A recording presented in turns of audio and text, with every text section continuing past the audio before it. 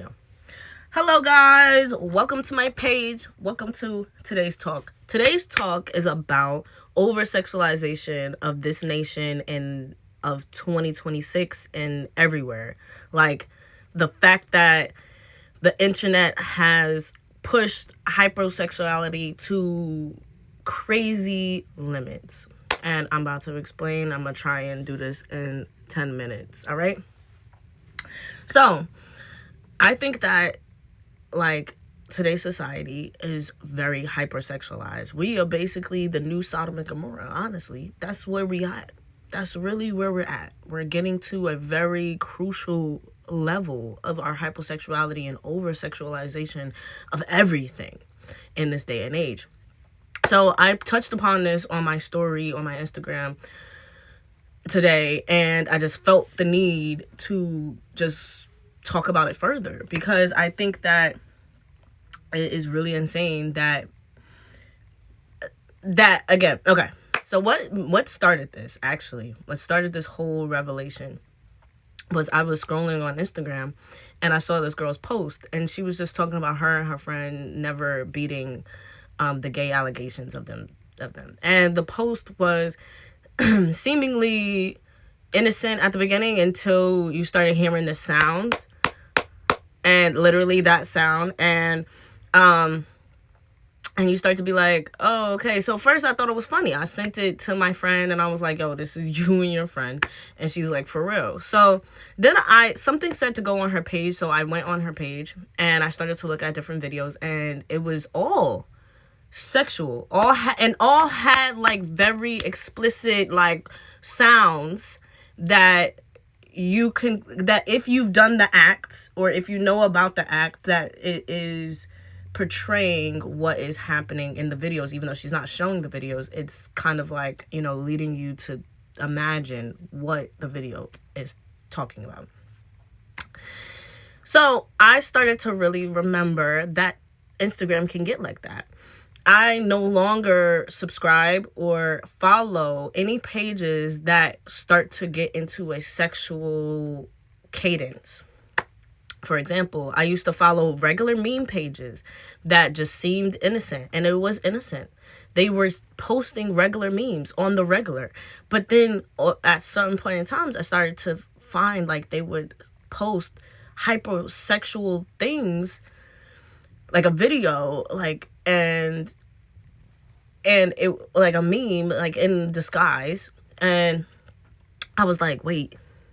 And I would go to that page and I would look at that page, and all the other posts was regular meme posts, but then this one was just very sexual.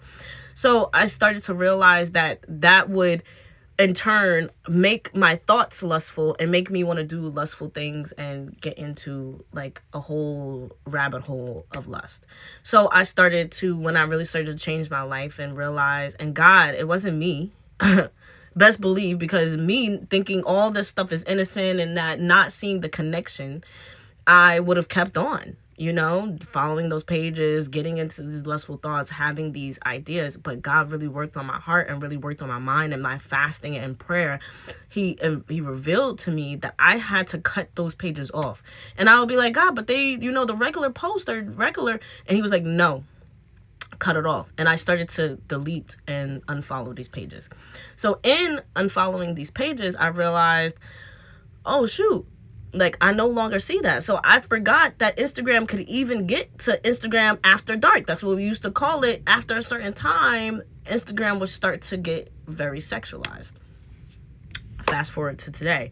It reminded me that that is even a case, like that Instagram still can do that people still post these things on Instagram or post these things anywhere, and it triggers a whole response. And that is exactly what that person wants. They want you to look into their page. They want you to think about those things, and they want you to look at them in that specific way, or like these familiar spirits that know your lustful habits will know that you're going to look at that one thing and you're going to go down a lustful rabbit hole. So that little door opens, and it gets wider and wider and wider until the floodgates are open and you're doing things that you really they didn't want to do. But because this one thing, it makes it a bigger thing. So anyway, I wanted to talk about how, just again, how hypersexualized we have become, to not even realize that this is a problem. That because we have social media, because we have YouTube, because we have the World Wide Web, there are children that can access these videos. There are children that are following meme pages, and parents can go on the meme pages, look at it and be like, oh yeah, it's just a regular meme page. But there's 1 to 2 to 5, 10, hundreds of videos that might be oddly weird in those meme pages, but you're not paying attention to that one video out of, other videos that are on that meme page. You're paying attention to the funny memes. And even as a child, it might make you feel like a little dirty and a little freaky. I used to be a child, I know. It's been a while, but I still feel like a child. But I understand that a child being innocent and even, being a little curious will not think anything of it. Will really not think anything of it until, and then who knows if they ever get to the idea that these things are purposeful.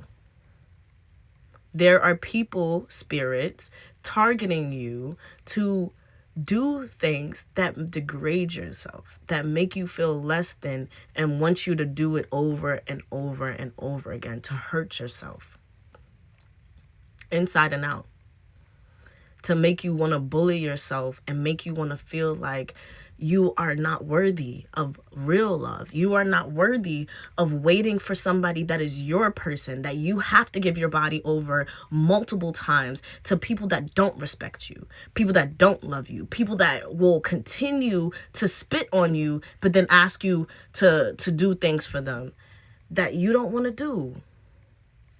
So in this, I say, it is not a flex to be freaky. It is not a flex when a guy calls you the best eater. It is not a flex to only be called after the hours of 10 o'clock. It is not a flex, boo. For guys and girls, it is not a flex. And I am so sorry when we get caught up in the idea that our value is only wrapped up with what's between our legs, or what's between our cheeks, or what's between our other cheeks.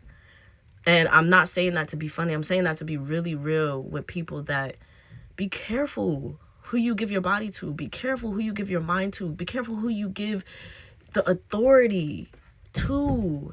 The authority in any sense, as far as somebody that you really respect or love or want to be around. Be careful who you give that to, because I realized that I used to have friends that would make me feel bad that I wasn't having sex.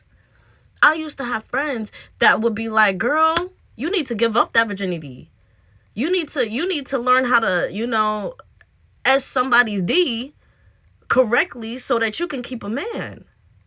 And I used to really think that, yeah, maybe that's why, that's why I'm not finding my person, because I'm not out here giving my body, and I'm not out here doing things that people want me to do. So yeah, maybe I should look into how I can, make myself more attractive and make myself more wanted in a way. And there's so many people that fall down that cycle of damage, because you don't understand how much damage you're doing to your psyche, to your body.